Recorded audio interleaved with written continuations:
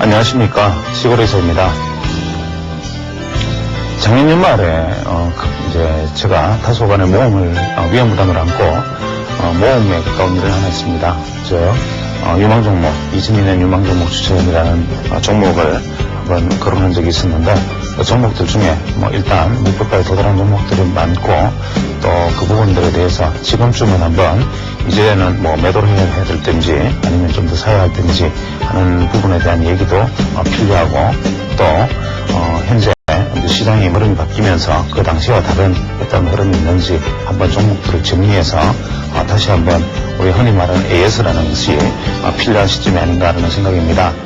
지금 이 녹화는 이미 지난주에 녹화가 된 것이기 때문에 이 시장 시점에 별로 맞지 않아서 다음번 방송 즈음에는 지난번에 추천했던 종목들에 대해서 다시 한번 되짚어보고 또 새로운 종목들을 거론하는 시간을 가질 계획입니다. 또 아울러 지금 선물과 연계해서 진행하는 보조지표 분석은 일단 최단 시간 내에 일단 진행을 해서 빨리 거래량으로 넘어가고 이 강좌가 지나치게 길어지는 일이 없도록 요즘은 시간에 대한 배려가 저도 대단히 일단 가슴에 와닿는 시간입니다. 그래서 이 강좌가 언제까지 진행될지는 모르겠지만 가능하면 일단 신속하게 맞춰서 요즘 모 드라마가 원래 분량보다 많이 길어져서 7월달까지 드라마가 방영된다니까 그 드라마 시청률이 갑자기 뚝 떨어지는 것과 같은 그런 일이 없도록 주의하도록 하겠습니다.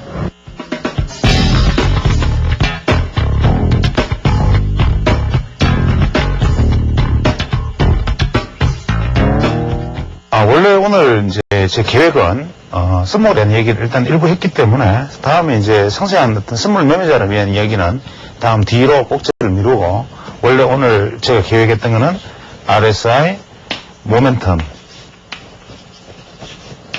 이 부분을 얘기할 생각이었습니다. 즉 RSI의 모멘텀이라는 것은 제가 누차 말씀드렸지만 볼린저 밴드와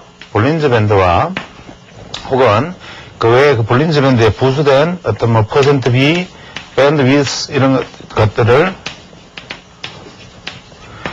같이 엮어서 트레이딩을 하는데 필수적인, 즉 볼린저 밴드에 따라다니는 볼린저 밴드의 보조지표인 퍼센트 B와 BW에 함께 이 RSY와 RSI와 모멘텀을 이해를 해야 선물의 방향성을 아는데 가장 중요한 보조지표로 활용될 수 있기 때문에 여기에 대한 설명을 하고 지난번 볼린저 밴드를 이야기할 때 제가 그냥 얘기하지 않고 넘어가려 했던 부분까지 한꺼번에 하나의 어떤 묶음으로 넘어갈 생각이었는데 일단은 계획을 잠시 바꾸어서 옵션을 먼저 이해를 하고 옵션에 대한 개론을 이야기를 하고 옵션과 선물을 묶어서 이 보조지표를 활용하는 방법을 아는 것이 더 유용하다고 판단되기 때문에 일단 이번 시간은 옵션에 대한 어떤 개론을 이야기하는 시간으로 변경하도록 하겠습니다.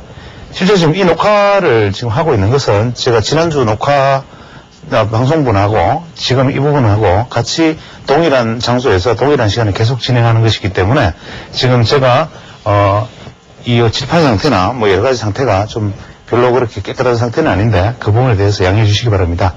그래서 자, 다음번에 계획, 다음 시간에는 RSI, 모멘텀, 볼린저 밴드에 대한 심화, 이런 부분들을 이야기할 것이고, 오늘 할 이야기는 제가 옵션이라는 무엇인가, 즉, 옵션에 대해서 한번 같이 생각해 볼 기회를 갖는 시간을 가지도록 하겠습니다. 이 옵션은 제가 파생해서 선물과 옵션 두 가지에 대해서 개념을 이야기할 때, 옵션은 바로 프리미엄이라고 얘기를 했습니다. 이 차이가 뭐냐면 우리가 선물을 이야기할 때 선물은 가격이다라고 얘기를 하는데 선물은 가격이다. 그런데 옵션은 프리미엄이다. 프라이스와 프리미엄의 차이는 큰 거죠. 선물은 그 자체의 내재 가치를 가지고 사고 파는 것인데 옵션은 그 가치에 붙은 프리미엄을 거래하는 것이다. 말이 어렵습니다. 또 선물과 옵션의 또 다른 차이는 옵션은 우리가 변동성을 거래하는 것이고 선물은 방향성을 거래하는 것이다. 이런 이야기 알 필요가 없지만 이런 데피니션이 어떤 면에서는 가장 우리가 머릿속에 염두에 두고 거래해야 될 부분 중에 하나입니다. 즉 선물은 오른다 내린다의 방향만 맞추면 되지만 옵션은 방향도 맞추되 방향도 가능하면 맞추되 이 가능하면이라는 것이 굉장히 중요한데 방향도 가능하면 맞추되 얼마나 많이 방향이 움직일 것인지 얼마나 큰 폭으로 움직일 것인지에 변동을 맞추는 것이 더 중요하다. 즉 how much 이의 개념이 됩니다. 즉 선물은 방향을 맞추면 이 방향이 얼마나 크냐에 따라서 수익의 폭이 줄고 늘고의 문제지만 옵션은 방향을 맞춰도 이 폭이 크지 못하면 오히려 손실이 날 수도 있는 것이 옵션이다. 그래서 옵션과 선물의 차이는 하여튼 무조건 옵션은 일단 얼마나 크게 움직일 것인지 얼마나 크게 변동할 것인지 즉 얼마나 많이 주가가 변하는가 이 얼마나 많이라는 것이 중요하고 선물은 어느 쪽으로라는 것이 중요하다. 물론 옵션에서도 얼마나 많이 어느 쪽으로 가느냐를 맞추면 더 좋은 방법이 된다 라는 것인데 옵션은 자 한번 생각을 해봅니다. 우리가 김치 공장을 하는 사람이 있습니다. 김치 공장을 하는데 내가 어떤 지역에서 김치 공장을 혹은 뭐 부식 공장을 이제 운영을 합니다. 운영을 하는데 내가 다음 달에 이제 보니까 한 일주일 한 달 정도 후에 우리 구 관내에서 우리 구에서 뭐 우리 동네에서 뭐 시청에서 큰 행사가 있다. 즉 뭐 시민의 날 이런 게 있다 가정을 하죠. 그러면 사람들이 밥 사 먹으러 많이 올 텐데 식당이라고 가정하죠. 밥을 중간에 이제 식당에 손님이 많이 늘 텐데 재료를 얼마나 많이 준비하면 될까 이제 고민을 합니다. 자, 이게 재료를 만약에 10명분을 준비를 했다가 손님이 100명을 오면 다 90명을 돌려보내야 되는데 만약에 100명을 준비했다가 손님이 50명만 오면 50명은 손해다. 혹은 100명을 준비했는데 이 시민의 날이 취소가 돼버리면 이 100명이 다 손해다. 이것이 옵션인데 이렇게 손해가 된다 하더라도 식당 주방에 있는 기본적인 주방기구나 뭐 의자나 각종 하드웨어들은 그대로 남아있을 테니까 내가 손실을 본 건 뭡니까? 여기서 이 사람의 예측한 숫자만큼의 준비한 부식 재료만큼의 손해만 보는 것이죠. 이거의 옵션입니다. 다시 한번 얘기하면 굉장히 처음에 이해하기가 어렵습니다. 옵션은 잘 아시는 분들은 큰 문제가 되지 않겠지만 아마 개인 투자자들 입장에서는 옵션이 뭔지 이해하기가 좀 어려우실 겁니다. 다시 한번 생각을 해봅니다. 지금 현실적으로 접근을 해서 한번 생각해 보겠습니다. 이론적인 게 아니라 프랙티컬하게 접근해 봅니다. 현재 코스피 지수가 100이다.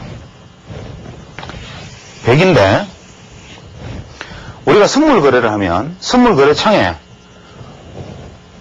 선물을 거래를 종목을 선택하십시오. 그러면 종목이 뭐냐? 그냥 3월물이냐 6월물이냐 9월물이냐 이것만 선택하고 그나마 1월물 거래들은 거의 없고 뭐 1월물 차월물은 아예 거래가 없으니까 현재 이제 3월달 넘었으니까 6월물 건월물인데 그냥 선물은 한 종목입니다. 오늘 선물 거래창에서 선물을 매수냐 매도냐를 정하고 혹은 예전에는 환매수 환매도가 있었지만 지금은 환매수 환매도가 없는데 용어는 사용합니다. 환매수 환매도는 뭐냐면 선물을 매수한 선물을 되팔아서 이익 실현을 하거나 매도한 선물을 되사서 이익 실현하는 것 혹은 손실매는 것. 즉 매수한 선물을 청산하거나 매도한 선물을 청산하는 것을 매수한 선물을 청산하면 전매도, 매도한 선물을 청산하면 환매수 이렇게 부르는데 지금은 환매, 전매 개념은 남아있지만 거래에서는 그냥 매수, 매도만 남아있습니다. 그런데 선물 매수냐 매도나 보고 이 선물을 현재 수치에서 그냥 현물 사듯이 똑같이 합니다. 선물 지수가 90이면 그냥 나는 98에 주문을 넣으면 나는 선물 지수가 98 정도에서 저가 매수하겠다 생각해서 우리 삼성전자 그 매매를 하면은 삼성전자가 현재 예를 들어서 30만 원이다. 주문을 넣을 때 시장가 30만 원 주문을 넣을 수도 있지만 28만 원에 딱 기다리고 주문을 넣고 기다리는 사람, 29만 원에 주문 넣고 기다리는 사람 있을 거고 매도하는 사람은 30만 원에 매도하는 사람, 31만 원, 32만 원에 매도하는 사람이 따로 있겠죠. 근데 다행히 내가 28만 원에 매수 주문을 넣었는데 삼성전자 주가가 떨어져서 28만 원까지 오면 체결이 됩니다. 그런데 이까지 안 오면 체결이 안 되죠. 선물 마찬가지죠. 선물 지수가 90인데 나는 98에 사겠다고 주문을 넣었을 때 선물 지수가 이때까지 내려와서 98까지 내려와서 98이 되면 98 매수가 체결이 되고 이 98까지 안 내려오면 체결이 안 되는 거죠. 그런데 옵션을 한번 볼까요? 옵션을 보면 자, 이게 삼성전자입니다. 이게 선물입니다. 죄송합니다. 제가 좀 더 쉽게 그림을 다시 한번 그려보겠습니다. 자, 삼성전자입니다. 삼성전자. 현재 30만 원입니다. 그 다음에 선물입니다. 현재 100포인트입니다. 옵션입니다. 현재 코스피 지수가 현재 100포인트입니다. 인데 삼성전자는 내가 저가 매수를 하고 싶다고 가정을 하면 방법은 하나밖에 없습니다. 가지고 있는 것을 팔거나 혹은 사고 싶을 때 방법은 30만 원에 주문을 넣거나 29만 9천 원에 넣거나 29만 8천 원에 매수 주문을 넣어서 다행히 이게 밑에까지 내려오면은 체결이 되고 이게 이제 매수죠. 이게 매도고 HTS 창이 그렇습니다. 그러면 여기까지 오면 체결이 되고 안 되면 체결이 안 됩니다. 현물 그렇죠. 선물 똑같습니다. 100포인트인데 나는 주문을 99.5에 내거나 뭐 예를 들어서 99에 내거나 98.5에 내거나 내가 주문을 넣었습니다. 넣었는데 여기까지 내려오면 체결이 되고 저가 주문에 내기를 하면 체결이 안 됩니다. 매수. 반대로 이제 선물은 매수와 매도가 있으니까 이건 매수 주문이 마찬가지고 뭐 매도 주문도 똑같은 방식으로 선물 매도를 했는데 똑같이 되느냐 안 되느냐를 보면 되겠죠. 근데 옵션은 현재 100포인트인데 코스피 지수가 100포인트인데 나는 예를 들어서 97.5에 주문을 넣었다. 그러면 저가 매수가 내려가도 되느냐? 그대로 체결돼버립니다. 그냥 97.5 옵션 매수 이게 체결이 돼버립니다. 현재 100인데 97.5가 체결이 된다. 이게 무슨 얘기냐? 혹은 주문 실수를 해서 현재 100인데 주문 실수라고 가정하죠. 뭐 102.5가 있는데 102.5에 주문을 냈다. 주문 실수가 아니라 102.5에 주문하면 102.5에 체결이 돼버립니다. 여기서 큰 차이가 있는 거죠. 이 선물과 현물은 매수를 하든 매도를 하든 내가 그 가격 기준 가격으로 거래를 하는 것인데 옵션은 어떻습니까? 밑으로 주문 내면 밑으로 체결돼버리고 위로 주문 내면 위로 체결돼버립니다. 그냥. 그러면 이게 도대체 무슨 소리냐? 이게 이해하는 것이 바로 옵션이 무엇인지를 아는 그냥 지름길이 되는데 우리가 옵션은 현재 코스피 지수가 100이면 코스피 지수가 100이면 나는 실제로 얼마에 살 수 있느냐 하면 대충 하여튼 100에서 얼마를 더 주고 대충 100한 2 혹은 뭐 100한 3 이런 값을 주고 이거를 사고 팔고 합니다.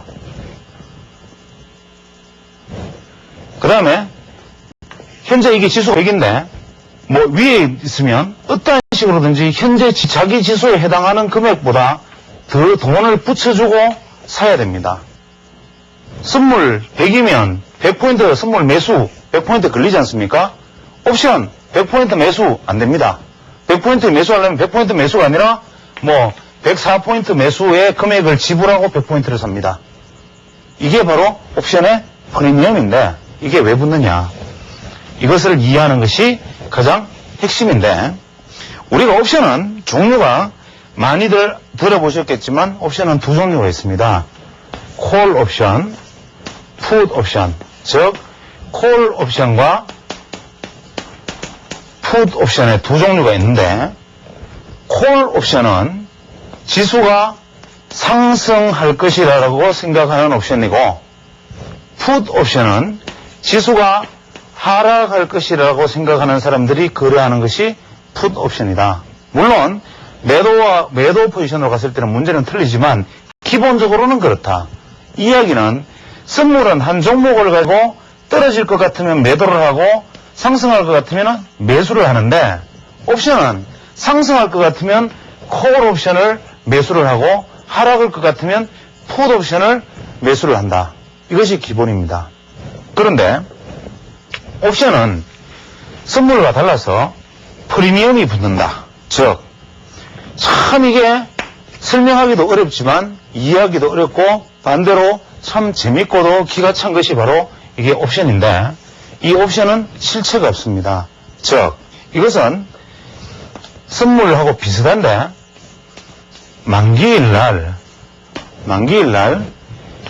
지수 얼마에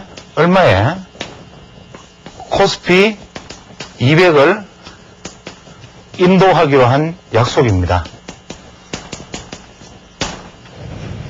만기일 날. 선물의 차이는 뭐냐면 선물에 90원을 매수해서 100이 되면 만기일 날 나는 90의 돈을 지불했지만 코스피 90의 돈을 선물로서 지불했지만 만기일 날은 100에 해당하는 코스피 종목을 받는다. 이 선물 개념 아닙니까? 매수를 했을 때. 선물 매도를 했을 때는 100에서 매도를 했는데 만기일 날 만약에 90이 된다면 나는 100에서 90의 차이 10 차이만큼의 차이 금액을 선물 매수자에게서 돈으로 받겠다. 이거 아닙니까? 그런데 옵션은 이게 아니고 이 움직임이 아니고 어떤 수치를 딱 찍어버리는 겁니다. 예를 들어서 현재 코스피 지수가 100이라면 천천히 설명하겠습니다. 코스피 지수가 100이라면 나는 만기일 날 104를 인도받겠다. 이런 황당한 약속을 합니다. 즉 무슨 얘기냐면 나는 코스피 100을 현재 콜옵션을 매수를 했다. 이 소리는 콜옵션을 매수를 했다는 것은 뭐냐면 만기일 날 104가 되든 106이 되든 108이 되든 나는 이 100의 값으로 이 104어치에 106어치에 코스피 200을 받겠다는 소리가 되고 만약에 코스피가 현재 지수가 100인데 내 생각에는 만기일쯤 되면 대충 한 110쯤 되어 있을 거라 이렇게 생각을 합니다. 그러면 현재 100인데 110이 될 확률은 만기일에 될 확률은 그리 크지 않습니다. 우선 당장 여기서 보면. 근데 나는 110이 될 거라고 생각하고 나는 110에 될 거라고 여기에다가 예를 들면 루시안 룰렛을 해놓고 나는 110이 될 거라고 봐. 내가 만약에 여기서 현재 110점에서 콜 옵션 110을 샀는데 110짜리 콜 옵션을 샀는데 110짜리 콜 옵션을 샀는데 만기일날 진짜 110이 되어버리면 현재 수준이 100에서 나는 110이 되리라고 생각하고 110짜리 콜 옵션을 샀는데 정말 110이 되면 이 10포인트만큼의 차이를 내가 가져간다. 나는 현재 선물 지수가 100인데 코스피 지수가 100인데 만기일날 120이 될 거라고 가정을 하고 이거를 120에 사겠다는 약속을 했는 게 콜옵션 매수인데 만기일날 현재 100 지점에서 120이 될 거라고 생각하고 약속을 했는데 만기일날 진짜 120이 돼버리면 현재 지점과의 차이 즉 120-100은 20포인트를 무려 나는 그냥 순수익으로 가져와 버린다. 만약에 현재 지수가 100인데 나는 90으로 떨어질 거라고 본다. 떨어질 거라고 본다면 나는 90짜리 풋옵션을 산다. 90짜리 풋옵션을 샀는데 진짜 만기일 날 90이 딱 돼버리면 10포인트 차익만큼의 이익을 내가 취한다. 단 조건은 이걸 사는데 이런 권리를 그냥 줄 수는 없다. 자, 당신이 100포인트에서 현재가 100포인트 110 만약에 만기일 날 110이 되면 무려 10포인트의 이익을 가져가기로 하는 거래를 지금 약속을 하는데 아무런 대가 없이 이런 약속을 하면 그냥 110 되면 10을 가져가고 110 안 되면 어떡하나? 아무것도 없잖아. 그럼 어떡하느냐? 주택복권 사듯이 현재 지금 100인데 110이 될 거라고 가정하고 이거를 지금 현재 당신이 하면 돈을 걸어라 일부.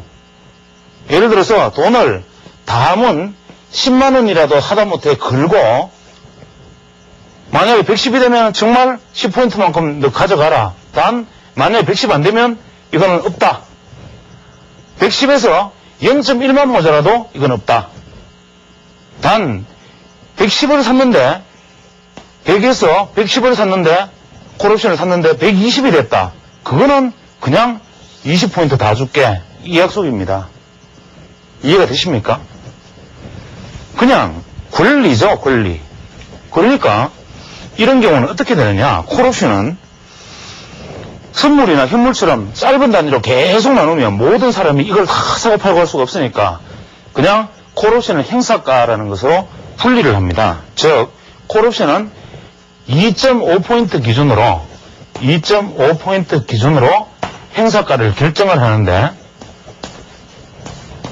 예를 들어서 어떻게 하느냐면 예를 들어서 현재 지금 코스피 지수가 100이다 그러면 그 위로 있는 콜옵션은 102.5 그 다음에 105 107.5 밑으로는 97.5 95.95 그 다음에 92.5 90 이런 식으로 2.5포인트마다의 베리에이션을 이렇게 둡니다.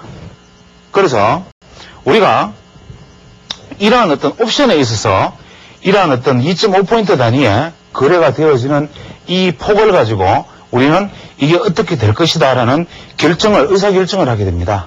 그래서 내가 현재 행사가 현재가 100포인트이면 현재가 선물 지수가 예를 들어서 코스피 지수가 100이라면 이 옵션이 거기에 해당하는 이 옵션 100이 소위 말하는 등가격 옵션이 되고 코스피와 같은 옵션을 등가격 옵션이라 그러고 이 코스피보다 더 위로 갈 것이라고 생각하고 수치가 놓여져 있는 이 위에 있는 것을 현재 위에 있는 것을 외가격이라 하고 현재 100인데 이미 아래쪽에 있는 것은 이런 것을 우리가 내가격이라고 한다. 이렇게 이름을 붙입니다. 그 다음에 규약을 또 하나 하기를 반드시 옵션은 등가격을 중심으로 2개 이상의 종목이 상장되어 있어야 된다. 증권거래 상장을 합니다. 즉 이게 무슨 얘기냐면 예를 들어서 현재 위로 콜옵션이 100인데 현재 지금 콜이 100인데 102.5 105 오늘 이제 스타트를 시작을 합니다. 오늘 만기일 이후에 딱 만기 이제 3월물이 끝나고 4월물이 시작이 되는데 현재 100입니다. 기준가가. 그러면 위로 102.5, 105를 거래할 수 있는 준비를 해놨는데 바로 스타트에 선물지수가 올라가지고 코스피까지 딱 따라가면서 102.5까지 선물이 올라갔습니다. 지수가 지금 코스피가. 어떻게 됩니까? 위로 지금 하나밖에 이게 등가격이 되고 위로 하나밖에 없습니다. 그러면 바로 107.5라는 수치를 한 개 더 올려놓아 버립니다. 이게 또 거래되기 시작합니다. 또 이게 올라가서 이만큼 옵니다. 그러면 또 110이라는 거래가 또 한 개가 종목이 또 생겨버립니다. 그래 놓고 밑으로 내려갑니다. 이제 떨어져가지고 100 밑으로 내려가도 어떻게 됩니까? 여기 있는 종목은 그냥 살아남습니다. 또 밑으로 내려가서 이까지 오면 어떻게 됩니까? 새로운 게 또 상장이 됩니다. 이렇게 되기 때문에 옵션은 이 골물이 건월물이 끝나고 다음 월물이 시작이 딱 되면 5개 종목이 상장이 되죠. 등가격, 외곽 2개, 내각액 2개가 상정이 돼서 5개를 딱 숫자를 놓고 시작을 하는데 무슨 구체적인 종목이 있어서 상장을 하는 게 아니라 그냥 정권 거래소에서 숫자를 정해서 올려놓으면 그 숫자 가지고 투자자들끼리 막 거래를 하면서 뭐 그게 각종 되는 거래 수수료나 뭐 이런 걸로 직원들이나 그 외 금융광에 종사하는 사람 먹여 살립니다. 이게 바로 노름인 중에서도 그냥 도박 중에서도 우리가 소위 하우스라 그러죠. 어떤 도박판이 벌어지면 그 주인이 도박장 개설료를 떼어먹고 나머지 가지고 사오는 것, 바로 이게 옵션이죠. 종목이라면 사고팔고 계속 이루어지면서 서로가 윈윈할 수 있지만 옵션은 반드시 죽는 사람과 사는 사람이 나뉘어지는데 옵션은 무조건적으로 매도자가 유리합니다. 자, 그러면 매도자가 무조건 유리하다. 이게 무슨 소리냐? 지금 현재 설명한 거는 현재 등가격 100에서 올라갔다 내려갔다 하지 않느냐. 그 다음에 그럼 2.5단위로 간다는 건 알겠는데 현재 코스피 지수가 100.5다. 그러면 등가격이 뭐냐? 그것은 4452에서 가까운 쪽이 등가격이 됩니다. 100.5면 당연히 100이 등가격. 그 다음에 102까지 현재 선물 진행되었습니다. 코스피 지수가. 그러면 102.5와 100 사이에서 102면 뭡니까? 102.5가 등가격. 이게 등가격이 되면 위에 2개가 돼야 되고 이게 등가격이 되면 또 하나 더 상장시키고 이런 식으로 아래로 상장시키다 보면 처음에 5개로 출발하는 옵션 종목이 만기일쯤 되면 이만큼 있습니다. 왜냐하면 옵션의 코스피 수치가 오르락 내리락 하면서 종목들을 위로 밑으로 만들어 놓기 때문입니다.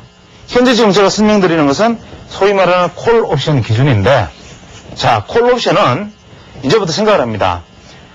예를 들죠. 지금 코스피 지수가 현재 100입니다. 현재 코스피 지수가 100인데 그럼 등가격이 지금 100입니다. 101이라도 쳐도 좋습니다. 그러면 100이고 102.5와 105, 97.5와 95 이런 옵션 종목이 지금 현재 상장이 되어 있습니다. 상장이 되어 있는데 나는 여기서부터 생각을 합니다. 고민을 합니다. 이번 주부터 지수가 오를 것 같다. 그러면 105를 매수를 하게 될 겁니다. 그러면 102.5를 매수하는 사람도 있겠죠. 그러면 105가 실현 가능성이 높습니까? 102.5가 실현 가능성이 높습니까? 이거는 한 달 안에 무조건 내가 샀던데 도달만 하면 되는 건데 자, 한번 생각해 보십시오. 현재 지금 100인데 앞으로 만기일까지 내가 102.5의 콜옵션을 샀다는 얘기는 102.5, 즉 2.5포인트를 올라주면 만기일 안에 2.5포인트가 한 번만 올라주면 되고 그 다음에 105는 만기일까지 이만큼 가져야 되는데 그러면 도대체 이게 더 이룰 확률이 높은가? 이게 더 이룰 확률이 높은가? 이것은 답은 불을 보듯이 뻔합니다. 즉 이게 훨씬 가능성이 높죠. 그럼 어떻게 됩니까? 이 종목을 사는데 드는 돈, 즉 나는 현재 100 상태에서 아무 돈도 안 내고 102.5를 그냥 사놓고 102.5가 되면은 2.5만큼 돈을 나한테 줘. 근데 102.5가 안 되면 나는 안 해. 이런 계약은 있을 수가 없는 거니까 이 102.5를 사는데 상응하는, 즉 이 102.5짜리 복권을 사는데 상응하는 합당한 가격에 어떤 무언가의 대가를 지불해야 될 겁니다. 이게 프리미엄입니다. 근데 이 프리미엄이 105는 이거보다는 실현 가능성이 적으니까 이게 실현 가능성이 더 크니까 이 프리미엄은 102.5가 크고 105가 적을 겁니다. 당연히 이만큼 확률이 적으니까 만약에 107.5가 있다고 가정하면 7.5포인트 이거 좀 무리 아니야? 프리미엄이 확률이 적으니까 돈 날릴 가능성이 많으니까 프리미엄은 아주 적겠죠. 그런데 등가격 100을 가지고 있다면 이건 프리미엄이 제일 크죠. 이거 프리미엄이 크죠. 이유는 뭡니까? 이미 지금 실현되어 있지 않습니까? 실현되어 있는 걸 나는 샀기 때문에 여기서 조금만 더 올라도 오를 만큼 그냥 이윤을 내기 때문에 어떻게 됩니까? 이미 실현되어 있는 건 프리미엄이 더 클 수밖에요. 97.5짜리 콜옵션은 어떻게 됩니까? 이미 실현 정도를 떠나갖고 이미 이 97.5짜리 콜옵션을 산다는 것은 이 차액, 즉 2.5포인트를 나는 이미 먹고 들어갔다는 얘기가 되니까 최소한 이 차액 2.5포인트 플러스 여기서 더 위로 상승해버릴 확률의 프리미엄이 더 붙는 것이고 95의 콜옵션은 이 기초자산 현재 100이니까 100과 95짜리 차이 5만큼은 이미 따고 들어가는 거니까 최소한 프리미엄은 5 플러스 얼마의 프리미엄이 될 거라는 거죠. 이게 콜옵션의 개념이고 그렇다면 풋옵션은 뭐냐? 풋옵션은 떨어지는 겁니다. 마찬가지죠. 100이 기준가로 가정을 하면 역시 102.5, 105 이렇게 있고 97.5, 95가 있다고 가정하면 현재 100에서 97.5까지 내려갔다 올 확률은 좀 크지만 95까지 갈 확률은 적을 것이고 설마 떨어져도 92.5까지 떨어지려고 더 적을 겁니다. 확률이. 그럼 어떻게 되겠습니까? 프리미엄이 97.5는 좀 크고 100은 더 크고 95는 더 적고 92.5는 아주 적을 겁니다. 근데 이 92.5가 만약에 가능성이 아주 낮기 때문에 여기 프리미엄이 예를 들어서 100원이라고 가정을 하죠. 이건 프리미엄이 1000원이라고 가정을 합니다. 이거 프리미엄이 10,000원이라고 가정을 하죠. 그런데 프리미엄을 100원만 주고 샀는데 이게 정말로 지수가 나중에 한 달 이내에 떨어져가지고 92.5가 되어버렸습니다. 그러면 어떻게 되느냐? 무려 7.5포인트의 수익과 아울러 현재 지금 100포인트인 등 가격에 붙어있는 프리미엄이 존재하듯이 이게 프리미엄 붙어버리는 상황이 되어버리는 거죠.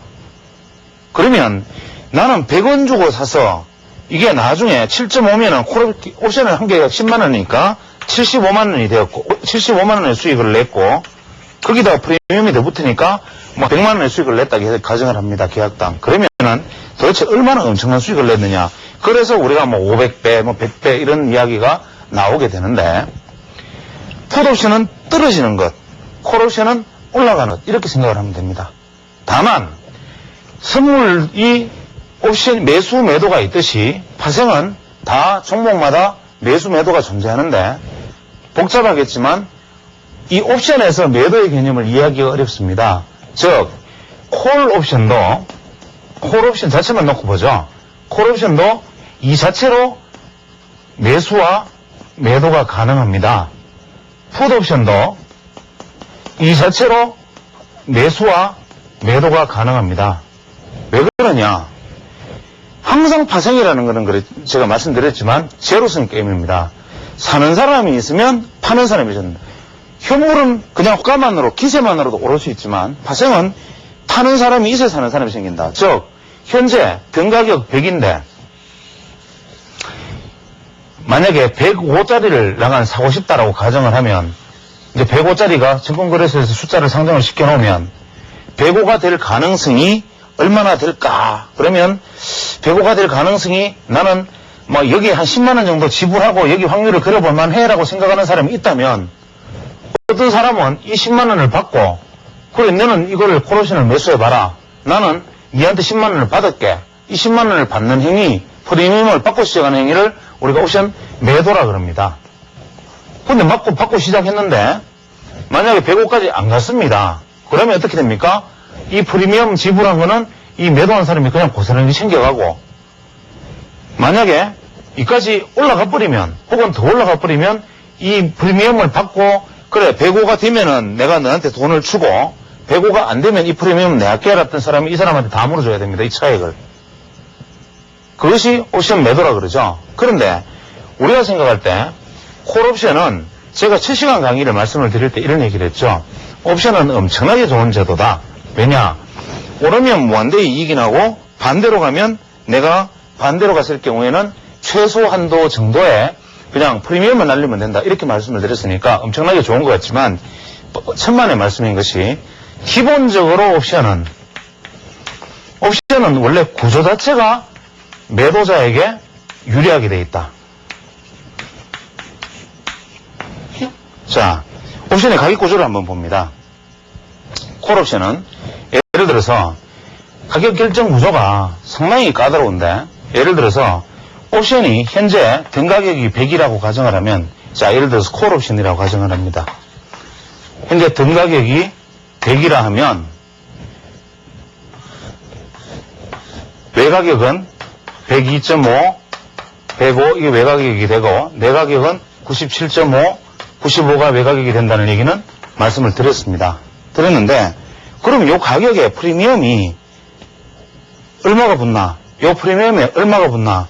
이 프리미엄에 얼마가 붙나 하는 것은 우리가 거래소 호가단위처럼 정해져 있는 것이 아니라 이것은 그 당시 시장 참여자들의 심리에 의해서 결정이 됩니다. 이 폭은. 즉 무슨 얘기냐면 옵션은 현재 종목은 정해지는데 이 종목에 붙는 프리미엄은 시장이 오를 것으로 보는 사람과 떨어질 것으로 보는 사람이 서로 적당한 가치를 주고받는 것입니다. 즉 옵션은 일단은 이렇게 생각합니다. 현재 100인데 102.5가 될 것이라고 생각하는 사람이 내가 프리미엄을 얼마를 주면 당신이 102.5가 됐을 때 나한테 이거를 물어줄래? 이렇게 물어보면 이 사람은 에이 100에서 102.5 되는 거는 아주 쉽잖아. 이렇게 쉬운 것 같으면 나는 위험 부담이 크니까 너 나한테 돈 많이 주면 할까? 안 그러면 안 할래? 이럴 거 아닙니까? 그죠? 그러면 현재 이 프리미엄은 비쌉니다. 근데 현재 100인데 뭐 110이라고 가정하면 무려 10포인트 올라야 되니까 이 사람이 내가 110짜리를 만약에 사면 사실 그게 잘 될 확률이 없잖아. 110이 어떻게 잘 되겠어. 만약에 110이 안 돼버리면 109.9만 돼도 내가 프리미엄 내는 건 다 당신이 가져가는데 그럼 내가 얼마 주면 당신이 이 권리를 나한테 줄래? 이 사람이 그럼 조금만 줘. 어차피 그냥 110 될 일 없으니까 나는 다음 푼돈 10,000원이라도 먹을래. 그럼 10,000원을 지불하고 이 권리를 사는 거죠.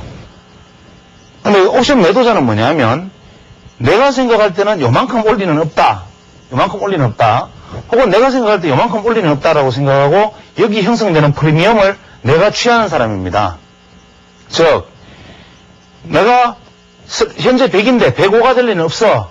그러면 105에 프리미엄을 주고 105에 콜옵션을 사겠다는 사람이 바보지. 그래서 너는 105에 붙는 형성되는 프리미엄이 현재 약 한 10만 원이라고 가정을 하면 내가 10만 원 그냥 덥석 딱 주문을 내가지고 콜옵션 105 매도 딱 내버리면 내 계좌에 바로 이 프리미엄이 탁 돌아버립니다. 그래서 실제로 104.99까지만 가고 시장이 만기일까지 104.99까지만 가고 105가 안 돼버리면 나는 이 사람한테 먹은 돈 중에 10원도 안 내주고 이 프리미엄 수입을 내가 다 해도 됩니다. 만약에 105가 되어버리면 어떻게 되느냐. 내가 받은 프리미엄을 다 물어주고 105보다 넘어서 버리면 넘어서는 만큼 차액 예를 들어서 뭐 107.5가 돼버리면 2.5포인트 이거는 큽니다. 이제 점수가 또 110이 되면 더 큰 거 막 무한대로 오르는 만큼 계속 물어줘야 되는데 그러면 어떤 바보가 콜옵션을 매도하나. 내가 만약 매도할 때는 프리미엄 안 먹고 최대 이익은 내가 프리미엄 요구에 다 안 돼. 그냥 요거 주는 프리미엄 주면 그래 고마워 딱 받아서 설마 요만큼 안 될 거야 했는데 정말 돼버리면 요 작은 프리미엄 먹으려고 그 이유로 넘어가는 건 무한대로 내가 돈을 벌어야 누가 하나. 그러냐 그게 아니죠. 왜냐 내가 콜옵션 매도를 했어.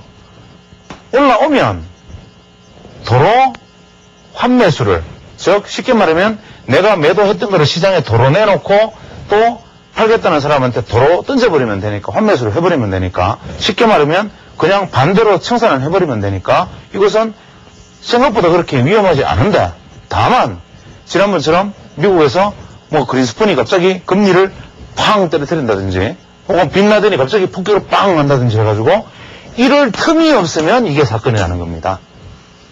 아침에 기업상승으로 팡 출발해버리고 개발하고 떨어져버리면 오버나이트 했다가 자칫 잘못하면 매도자가 예를 들어서 현재 100포인트인데 나는 105포인트까지 안 갈 거라고 생각하고 105포인트에 사겠다는 사람한테 10만원 프리미엄을 받고 매도를 딱 했는데 아침에 스타트가 바로 110으로 출발했다 가정을 합니다.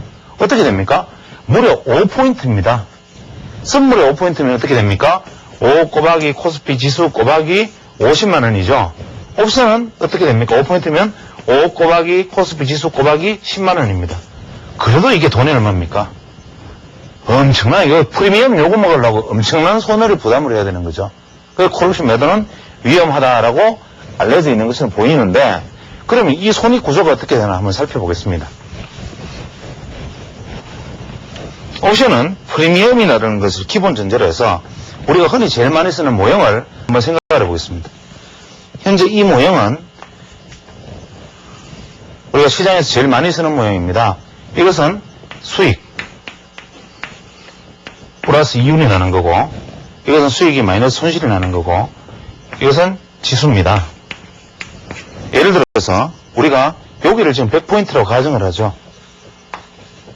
그러면 우리가 콜옵션을 매수하는 사람 입장에서는 어떻게 되나? 내가 콜옵션을 매수를 할 때 100포인트의 콜옵션을 매수를 한다 손 치더라도 이미 거기에 붙은 프리미엄을 더 내고 매수를 해야 된다. 그러니까 어떻게 되느냐? 내가 매수를 했을 때 이러한 그래프를 가지게 되는데, 이게 뭐냐면 바로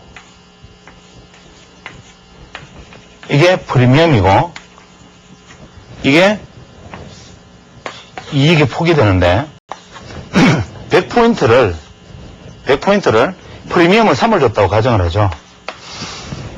100포인트 콜옵션을 매수를 하는데 100포인트 콜옵션 매수를 하는데 프리미엄을 3을 줬다고 가정을 하면, 만약에 내가 100포인트 콜옵션을 사서 만기일에 100포인트가 콜옵션이 안 되면, 이 100포인트 안 되면 100포인트에서 조금이라도 미달을 하면 이 프리미엄 3포인트 폭, 즉 요게 3이라고 가정을 하면 마이너스 3만큼의 이 폭은 고스란히 손실이다. 고스란히. 그 다음에 설령 내가 100포인트 콜옵션을 사서 101, 102, 103 했다 하더라도 101이나 102 상황에서는 이미 프리미엄을 내가 3매 프리미엄을 지불했기 때문에 실제로 나는 103이 돼야 본전이다. 무슨 얘기냐면 콜옵션 100을 샀다 손 치더라도 내가 본전은 거기에 준 프리미엄 플러스 된 지수, 이게 바로 손익분기점이다. 그럼 행사가가 100짜리를 샀는데 만약에 이게 지수가 여기가 100이고 여기가 0고 이게 지수가 상승하는 거라고 치자면은 지수가 100도 안 되게 끝나버리면 이 프리미엄은 그대로 다 손실이고, 올랐다 하더라도 103포인트까지는 손실을 축소하는 것이고 103포인트 이상은 그대로 기하급수적인 이익이 지수가 오르는 만큼은 계속 나는 것이 콜옵션이다.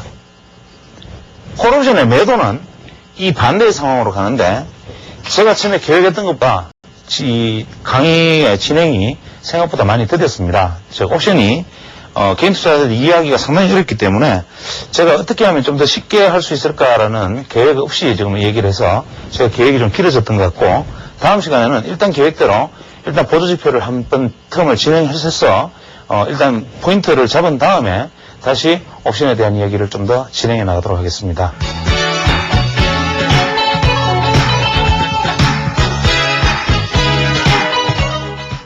오늘은 인터넷 게시판에서 제가 글을 보고 상당히 어떤 깊은 공감과 어떤 면에서는 이 글을 쓰신 분의, 우리가 흔히 일반적으로 그냥 우스개로 하는 얘기로 공력이 아주 대단한 분이 아닌가라는 생각을 했던 짧은 글이 있습니다. 이분의 글이 차트에 관한 글을 쓰신 것인데, 이 차트에 관한 자신의 생각을 짧은 몇 줄의 글로서 담아두신 것 같습니다.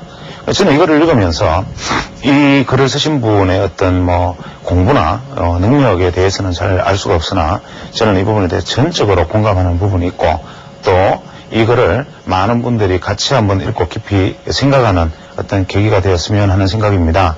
다만 이제 이 글을 쓰신 분이 이것이 공개되기를 바라시는지 아닌지는 알 수가 없으나, 보통 인터넷 게시판에 글을 올렸다라는 것은 어떠한 경로를 통해서라도 알려지는 것에 굳이 반대하지 않는다라는 뜻으로 생각하여 제가 이 글을 여기서 한번 읽어보겠습니다.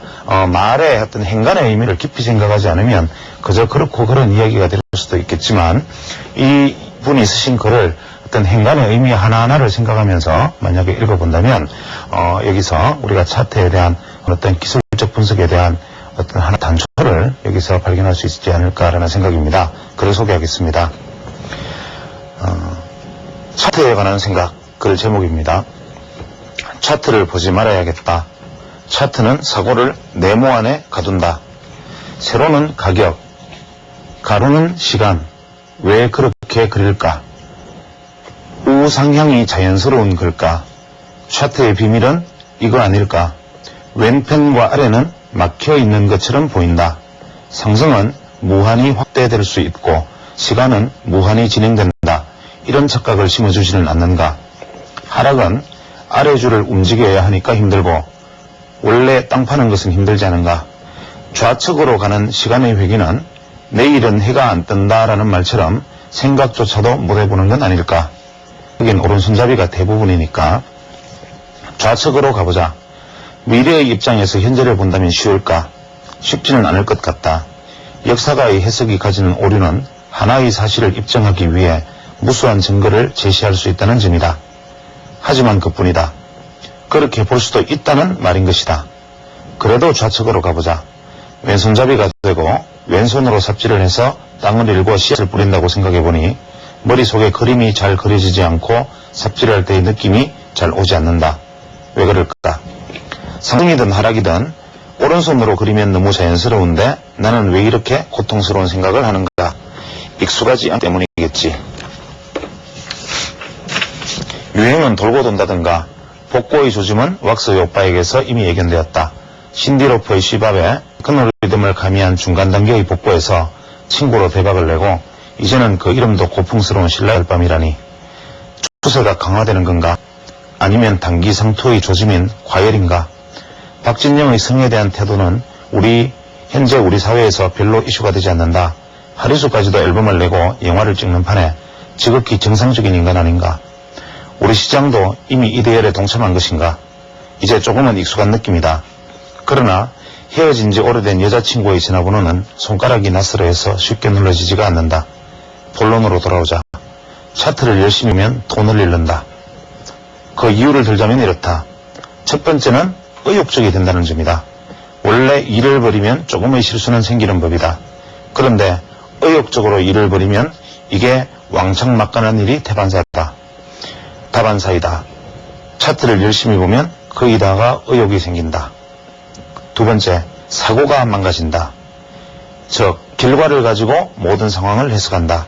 마치 이런 결과가 필연이었다는 식으로 보게 된다. 살아 꿈틀거리는 문어다리를 뿔자로 정확히 잴 수가 있나. 첫째는 손과 머리를 굳게 만든다.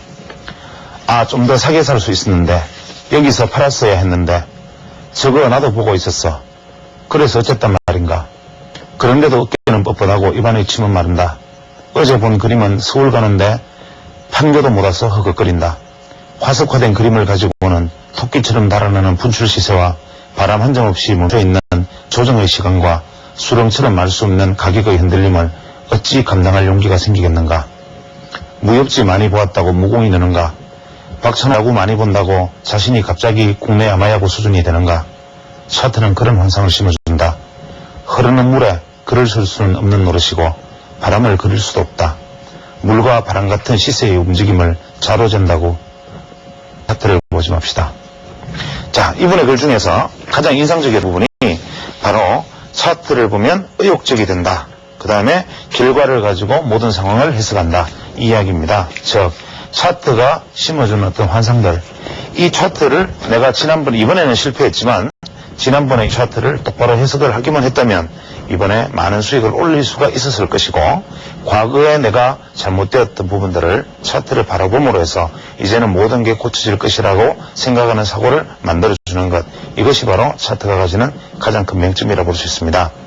우리가 대표적으로 기술적 분석이라는 것을 제가 감히 다시 쓰는 기술적 분석이라는 제목의 어떤 시간을 가지고 방송을 진행하고 있지만, 실제 제가 지난번에도 누차 말씀드렸고 항상 기회에 있을 때마다 말씀드리지만, 기술적 분석이라는 것은 상승장에서는 저항선이 무너져야 상장이고 하락장은 지지선이 무너지는 것이 하락장이다. 즉, 거꾸로 이야기하면 기술적 분석이 지지선과 저항선을 가르쳐 줌으로 해서 오히려 시장에서 패가망신하는 길을 알게 된다. 이런 얘기를, 제가 역설적인 이야기를 많이 드린 것 같습니다.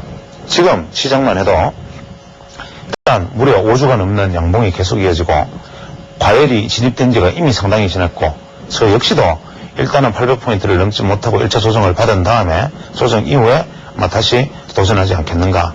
저는 780에서 800포인트가 고점이 아닐까, 감히 이런 얘기를 하거나 방송에서 얼핏 암시적으로 말씀을 드린 적도 있는데 저 역시 보기 좋게 카운터 펀치를 맞고 무려 900선에 도달하는 시장의 초강세가 이어지고 있습니다.